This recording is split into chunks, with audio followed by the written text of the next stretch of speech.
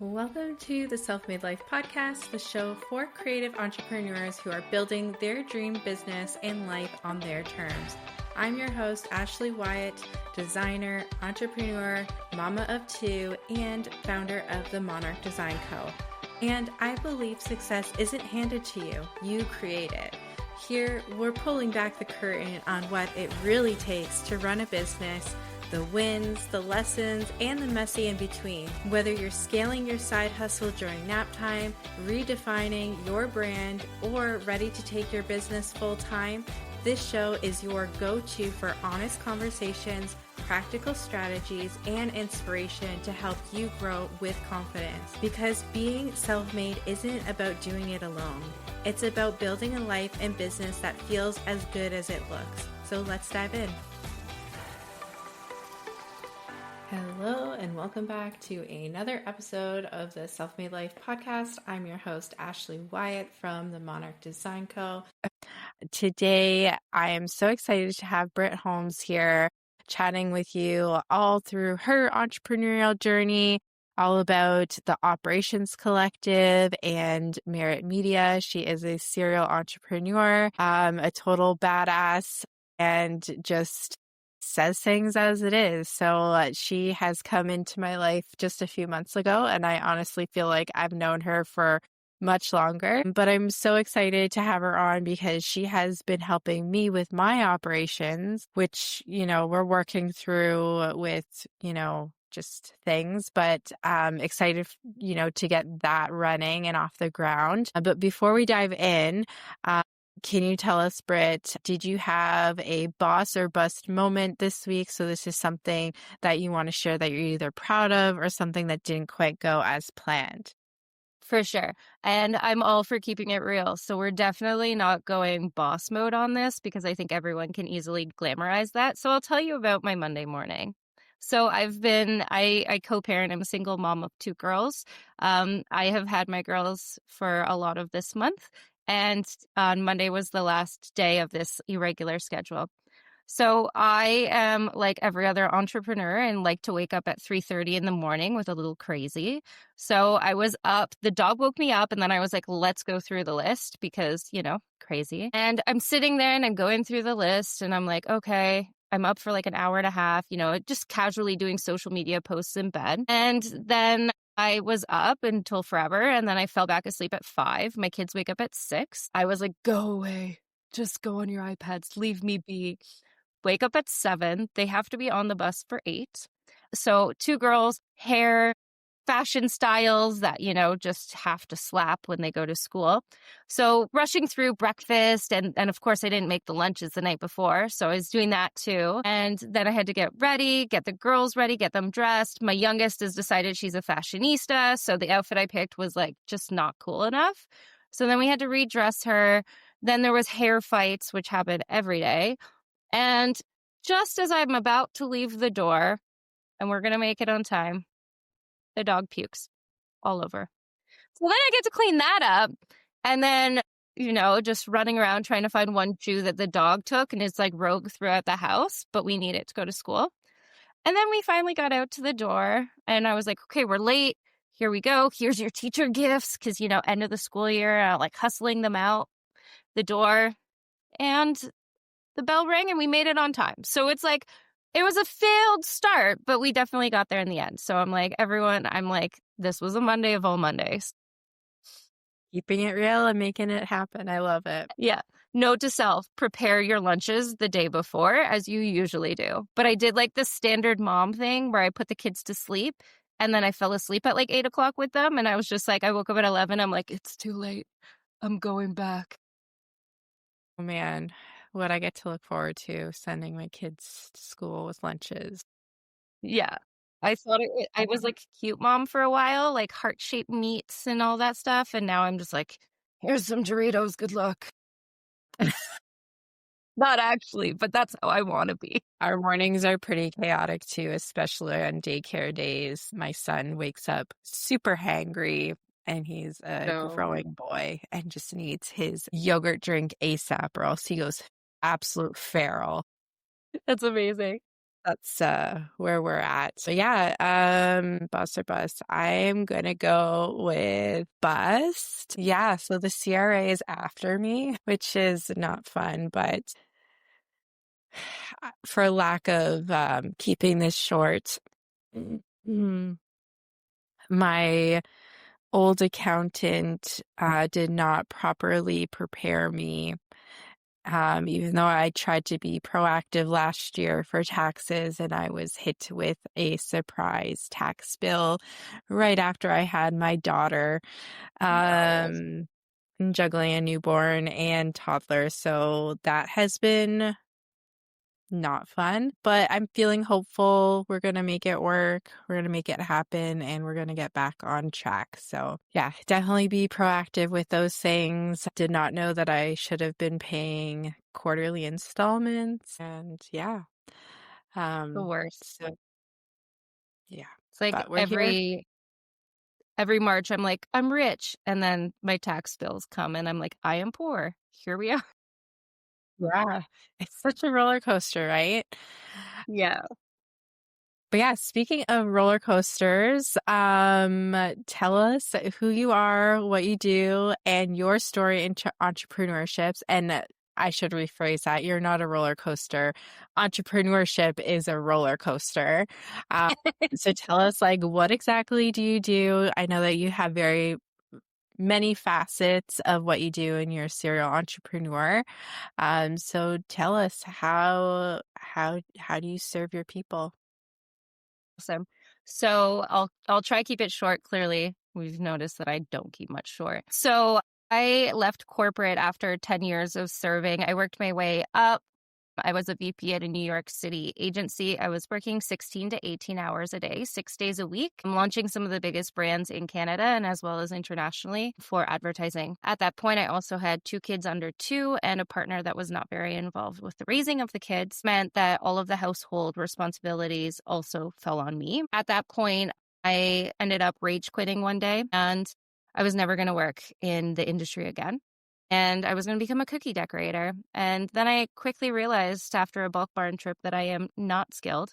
And there was no way I was going to make 6 figures being a cookie baker. I'm sure lots of people do it. I just had no skills. At that point, I started freelancing in advertising, and I was certain that I was just going to do it for a little bit. Eventually, I realized that I still liked working in advertising. I just didn't like working all the hours for really not that much pay when you balance it out. So I ended up giving myself 3 months, and I said if I could make my salary in 3 months, then I would not work corporate anymore. I would start my own thing and make it happen. And that's kind of where Merit Media began. That business is in business for 3 years. We serve government organizations, small businesses, as well as white labeling with other agencies who are more traditional media buyers, and we support them and come in basically as their full digital team. From that, there's always chaos in my world. Circling over into August of 2024, I was selling my house. I was getting sued from the people that were buying my house. I went through a pretty big breakup. I had my kids the majority of the time while trying to move, and a mortgage gone bad, basically. So it got to a point where I started to say to myself, like, Britt, you cannot tell clients that you have another personal life explosion. Like, this is no longer an option. You need to figure your shit out or you're not going to have a business. So at that point, I made it my main mission in August of last year to figure out a way to essentially work myself out of the business, the ad business. So what I did was I spent 4 months basically becoming absolutely obsessed with operations, which I should mention is like, this is something that I've always done previously. I didn't realize that I was doing it, but I would always enter into an organization and be like, oh, you forgot to bill this client $300,000. Why did that happen? And like rebuild their process. So it's not something new to me, but applying it directly to a business where I was able to actually impact the change really quickly was really fun for me. So I went through and basically between the months of September to December, just basically became obsessed with figuring out ways that I could automate the business in a way that was still real so that people were still getting me showing up my best, but basically automating, optimizing, and outsourcing everything that was not my zone of genius. My zone of genius essentially is sales and nurturing my client relationships at this point in my career. So come December, I realized I was basically not work because the business was running by itself. And I had so many friends that were small business owners that were drowning. And I also oftentimes were like, my VA stopped working for me, or they're not doing this right, or this, that, and the other. And I was like, how can I, like, you need to do what I'm doing. Like, not that, everyone has to have a different process that works for them. And that's kind of where Operations Collective came from. So initially it was going to be like here's a template, take it and run. But what I realized was that everybody needs a business that functions specific for them and for their needs and their zone of geniuses. So now what I do is I help businesses by getting on a call, auditing them. We basically figure out all of their pain points. Oftentimes, I'm working with people that are solopreneurs, busy moms, and also generally have ADHD, as I do. And what we do is we kind of talk about all the pain points in their business and their home life because the both are intermingled. So when you're working with me, you're kind of getting both, where I'm like, oh, your kid's not sleeping, or you don't want to do your groceries, do this, that, and the other. So what we do is we work to try find solutions. And then once we get off our call, we give you like a full out step-by-step, take this, hand it to a VA. We can help do it for you, do it yourself, whatever it needs. But the main goal is to basically get you to a point where you are very time rich and you aren't spending a lot of money on tooling and you're able to kind of build yourself back up so that you're able to show up as the entrepreneur that you kind of hoped and envisioned for it. And most of that time, my clients are like, I want to be with my kids. I want to go on the PA day. I want to be home for PA days. I want to do pickup, that type of thing. And those are the dreams that we're kind of making reality for people. What have you noticed are like some of the biggest like pain points or like bottlenecks when it comes to working with these entrepreneurs and small business owners? Think that the biggest bottleneck is that people think that they are a lot busier than they are. And that's because they don't have one home base of where all of their tasks and responsibilities live. So in your mind, it's easy to think, oh my God, I have so much going on. I have to do this, that, and the other, and whatever. But it's like also not everything needs to be done exactly now, which can create a lot of overwhelm. And then the other thing is like, oh shit, did I forget this? So what we do is we work with our clients and say, like, basically choose a project management tool and put every single thing in there. If it's not in there, it's not real. It's not happening. And that alone creates a lot of almost like a safety because they open it and you look at it and you're like, oh, I only have to do these things. And it allows you to also be able to balance your calendar. So like, for example, myself, I knew that I had calls for the majority of the day starting at 10. I had a little bit of flexibility with my first call. So I was like, you know what? I'm going to go to the grocery store. I have to go to the pharmacy. I'm going to get that done now because I have that ability to understand what I'm walking into for the day without having that overwhelm of like, I have a busy day. I just have to get into it because now I'm set for the day. I'm able to show up how I need to show up and nobody knows the difference instead of getting that entrepreneur who is joining sales calls or like internal meetings, client calls, and they're like, oh my God, my day's so crazy, blah, blah, blah, and all this stuff. And I'm like, is it really crazy? Like, I'm like, I've managed up to 600 clients at one time and that was chaotic, but I'm like, I highly doubt we're working with that level of volume. So like, let's find a system that helps you go like put you at ease because generally when you have less time available for you to use, you're a lot more productive too. Yeah. And have you noticed that like with being a mom and running these two businesses? Yeah, for sure. Like it's definitely hard. Like there's different processes that I have input on my personal life as well. So I have a lot of hard, fast boundaries as it relates to the business, as it relates to the kids. So my life goal was always to be the mom that was like super present. So the mom that could volunteer at school, the mom that could pick the kids up after school, that, all that stuff was like super present. And by being able to basically set boundaries, like for example, I don't take meetings with clients after 2:30 because my kids get off the bus at 3. I need a 30-minute buffer where I get snacks ready or I close up daily tasks, that type of thing. I also don't start meetings till 10, which is really like shortens my day. So I basically work at 10 to 2, Monday through Thursday. And before that, what I'm doing is I'm resetting the house. I'm making sure I have dinner figured out. I'm making sure that I have the snack figured out for the kids and basically getting everything organized so that when I sit down at my desk, I'm entering my space. It's clean, it's organized. I log into my dashboard. I know exactly what I need to do. I crush it, and then I'm out. I never sit at my desk more than I need to. So I think that those types of things and establishing those boundaries is really helpful. I also mentioned I don't work on Fridays. That's a day where I do work, but nobody knows that no one gets access to me on Friday. So what I do during that time is I either do my parent or household errands on that time, or I finish up any unfinished projects. By doing this and creating a schedule where I have really hard, fast boundaries, it doesn't limit me from people wanting to work with me because they're just going to find a time that works within their schedule as well as mine. So I used to be like, oh, but if I miss a client and that wants to work with me because it's Monday, and I don't take calls on Monday.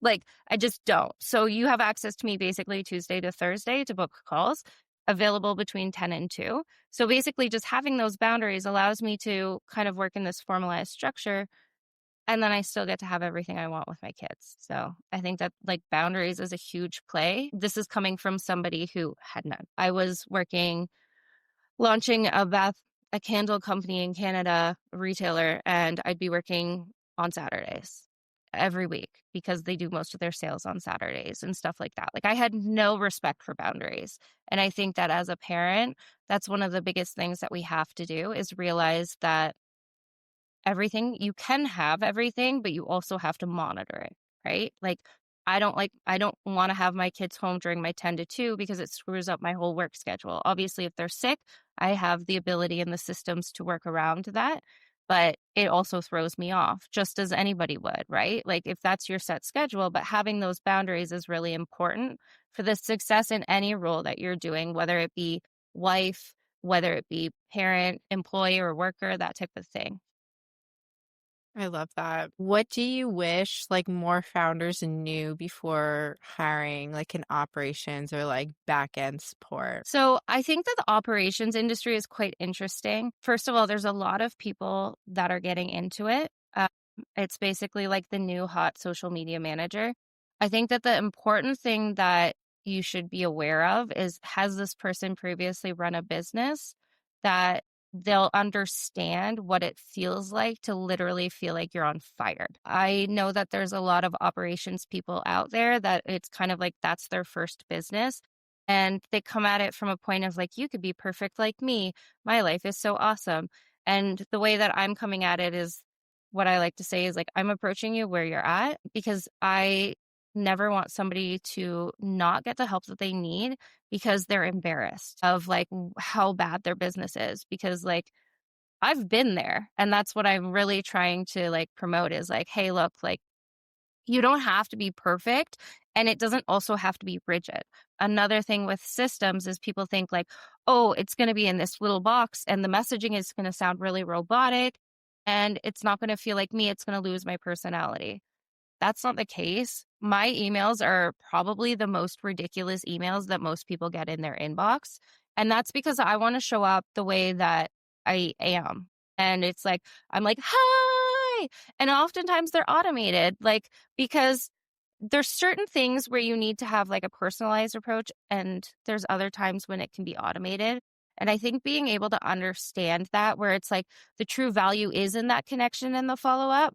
But also sometimes it's like, if I'm just onboarding a client, I don't need to send them a personalized email being like, hey, I need access to all of these things. And like, it's so special and blah, blah, blah. Like, people don't care. Like, they're just trying to get to the end goal in that situation. But the other time is like, if I'm not hearing from you and I see online or whatever that you're struggling, I'm following up and being like, you okay? What's going on? How can I help you? So I think that being able to approach the operations business and like working with people that align to kind of who you are is probably one of the better approaches. And not to think that it's like this glamorized thing where like the more perfect the person is, the more likely that's going to be your outcome, because you really do need to build your business for you and what works best for you. Because the way I work in my business is probably different than how you need to work in yours. And it's like we need to figure out where you like to play and where you don't like to play and figure out what works, like how we make it so that you're only in the like, so that at the end of the day, your business stops feeling like work. And it's just like, oh, I didn't even work. Cause now I'm in that mindset where like I was at the gym the other day and the owner's like, oh, so are you working today? I'm like, no, I'm not working. And meanwhile, I had 6 hours of meetings. It's like, you are working. So that's kind of the end goal, is like the mindset of like, I'm not working. I'm just doing what I enjoy. I love that. Yeah, and we were able to work together in you auditing my systems, and even just some of like the takeaways of like using, what is it called? Fixer AI in like my The inbox. best. Holy crap. I was literally telling my mom about it this morning, and she works like in insurance and she has to deal with some grouchy claimants. And I was like, you need this plugin and it'll personalize your emails and, take that, like that mental boundary, like giving you that mental space between these replies.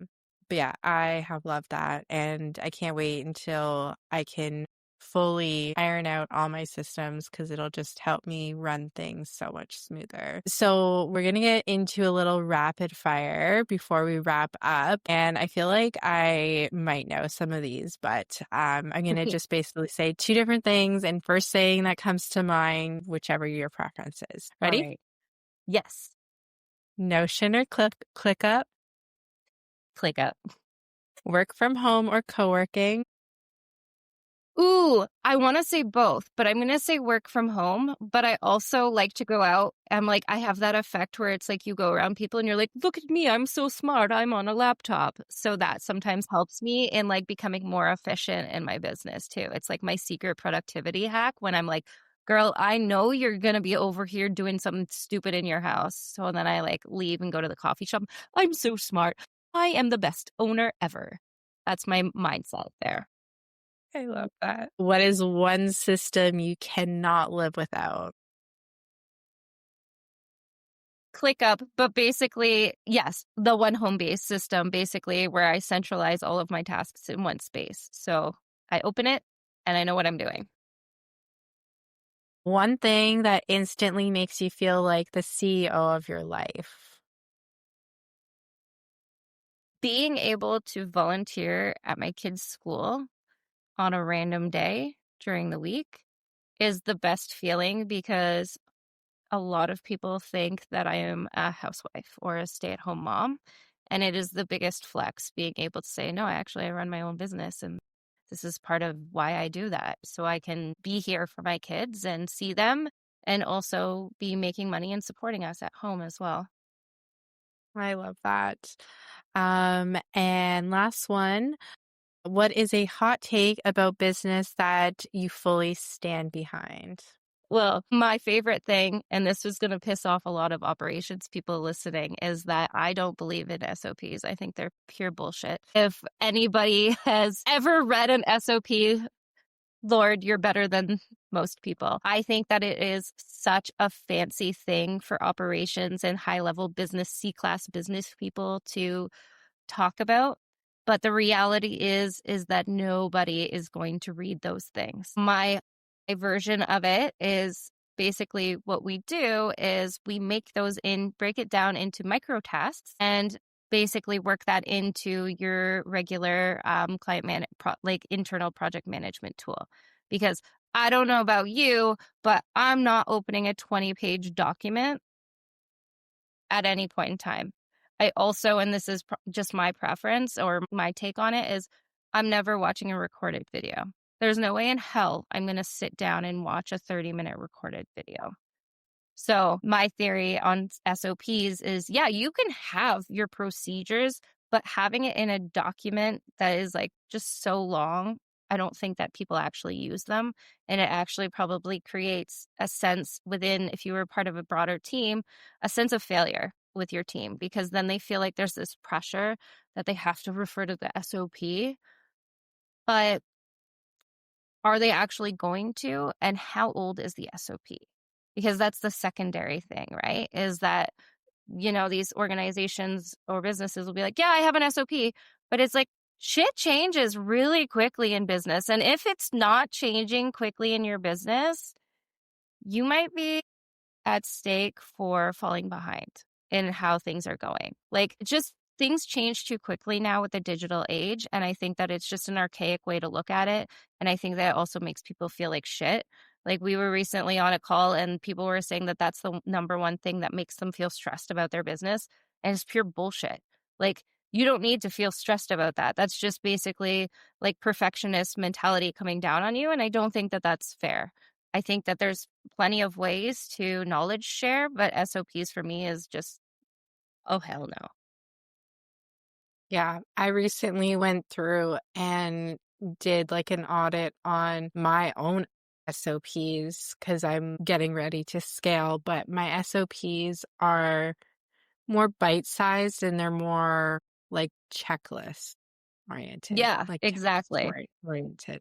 So I love that. Awesome. Well, thank you so much for sharing all the knowledge, dropping all the truth, and just sharing your story. Where can our listeners connect with you and learn from you and become your Insta friends online?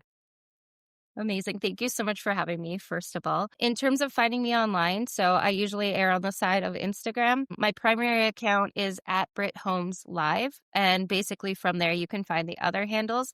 That account is usually where I'm most sassy. I show up and I swear there, and it's just a great time if you're into that. The other handles are at Merit Media Inc., which is our ad agency, and at Operations Collective for our operations business.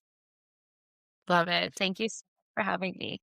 Of course. Happy that we could make this work and have you on here. And yeah, so definitely go check Britt out, give her a follow. If you are needing to streamline your systems, definitely check out the Operations Collective.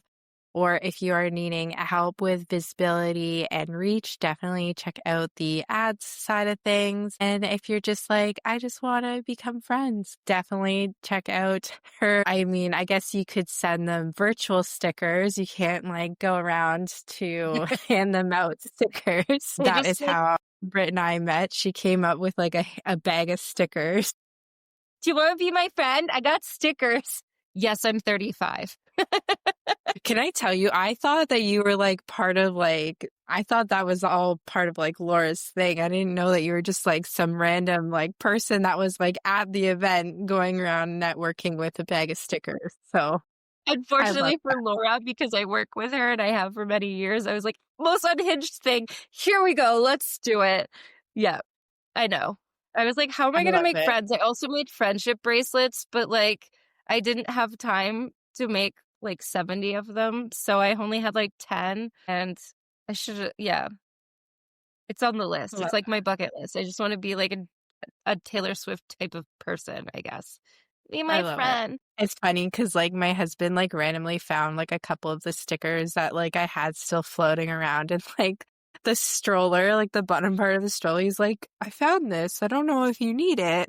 It was like some random sticker. I don't even know what it was, but I was like, oh Oh, yeah, I I'll love put it. it on my thing. Yeah. It's the So side effect of being a girl mom. I've like really re-embraced all of my like childhood dream like loves. It's like painting and crafts and love stickers and that. all of that stuff.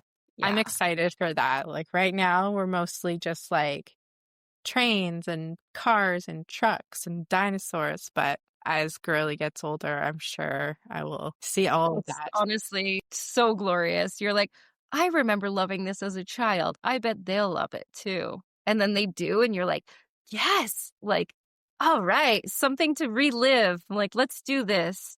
So I that's love how it. the sticker thing happened. I got carried away, and then like Temu pricing was so affordable. So I ended up with like 20 or 30,000 stickers because I was like, yeah. But then they're like not old enough to like peel the backs off the individually die cut ones. So I'm like, I've made a mistake. I But love now I that. just have more friends from it. So I I won. love it. It's awesome. Cool. Well, yeah, definitely go check her out. And thanks again, Britt, for joining us. And we'll chat soon. Thanks so much for hanging out with me today on the Self-Made Life podcast. If you loved this episode, share it with a friend, leave a review, or hit follow so that you never miss an episode. Want to work together or grab some free resources? You can always find me over at www.themonarchdesign.co/podcast. Until next time, keep dreaming, keep building, and go create your self-made life.